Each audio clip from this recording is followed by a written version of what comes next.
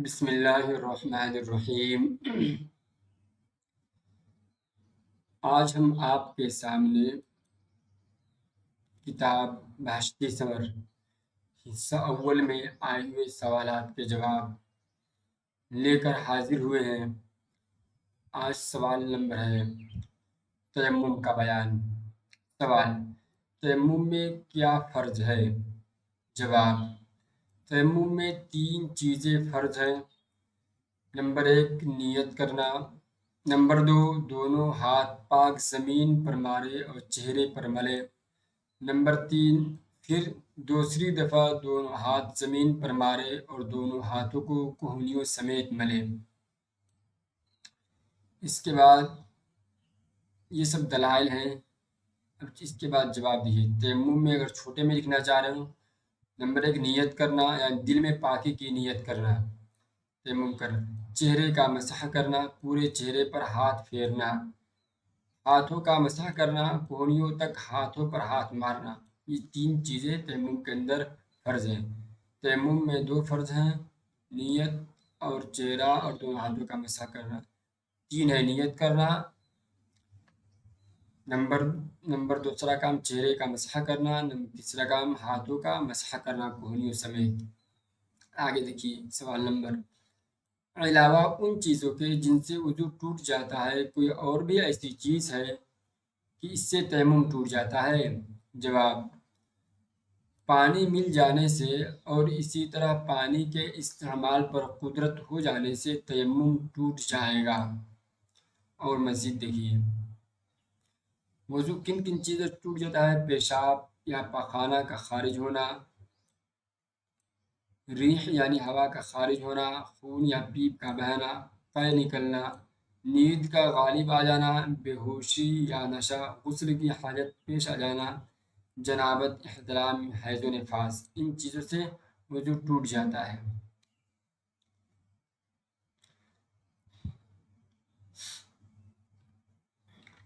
وہ تمام چیزیں جن سے وضو ٹوٹ جاتا ہے تیمم بھی ٹوٹ جائے گا۔ اگر پانی میسر ہو جائے تو تیمم ٹوٹ جائے گا۔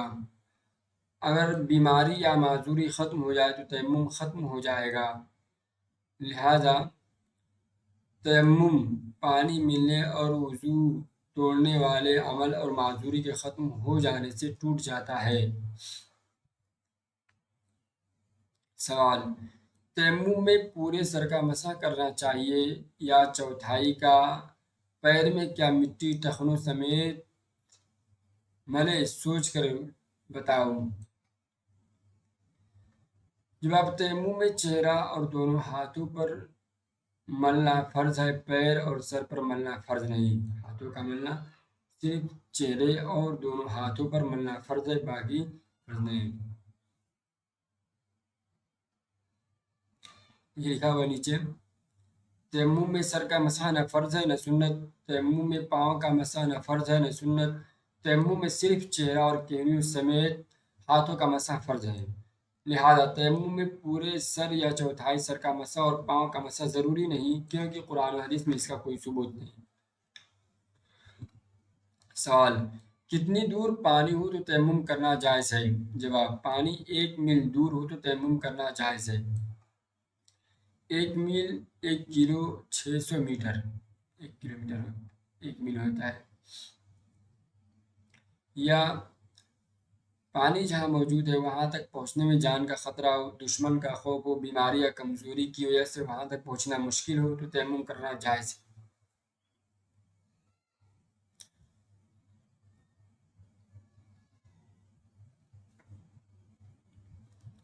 پانی 1 میل یعنی 1 کلو 600 کلومیٹر یا اس سے زیادہ فاصلے پر ہو تو تیمم جائز ہے۔ پانی 1 میل سے کم فاصلے پر ہو تو تیمم جائز نہیں ہوگا جب تک کہ پانی کے استعمال میں جان یا مال کا خطرہ ہو، پانی کے استعمال میں شدید مشقت ہو، پانی کے استعمال میں بیماری بڑھنے یا سردی سے نقصان کا خوف ہو۔ تیمم تبھی جائز ہو جاتا ہے جب کوئی عذر ہو، پریشانی ہو، ورنہ تیمم نہ کرے۔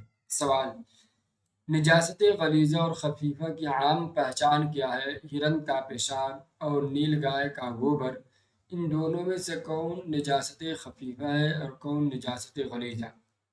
جواب: نجاست غلیظہ وہ نجاست ہے جن کی نجاست زیادہ سخت ہو، تھوڑی سی لگ جائے تب بھی دھونے کا حکم ہے، اور نجاست خفیفہ وہ نجاست ہے جس کی نجاست ذرا کم اور ہلکی ہو۔ اتنا جواب ہو گیا نجاست غلیظہ اور خفیفہ کی عام پہچان، اس کی تعریف ہو گئی۔ ہرن کا پیشاب نجاست خفیفہ ہے اور نیل گائے کا گوبر نجاست غلیظہ ہے۔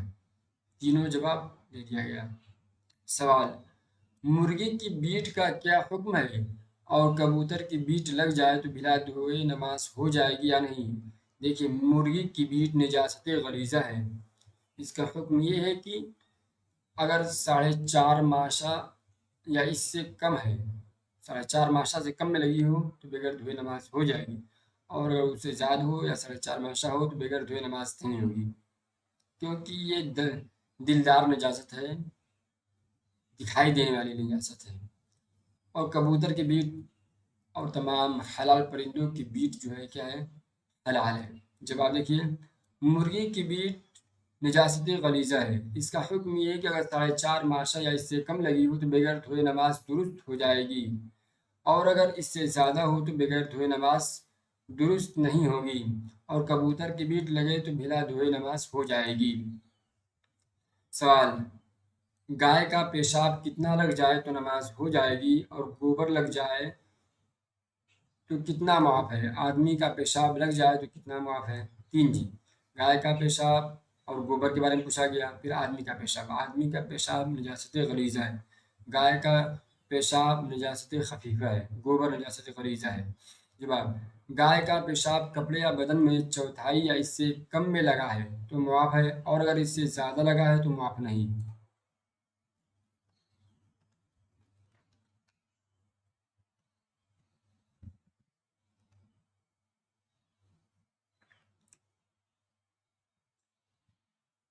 اور اگر کپڑے یا بدن میں آدمی کا پیشاب لگ جائے تو دیکھا جائے گا کہ درہم کے بقدر ہے یا درہم سے کم ہے تو معاف ہے، درہم سے کم ہے تو معاف، اور درہم کے بقدر ہے اس سے بڑھ جائے تو پھر معاف نہیں۔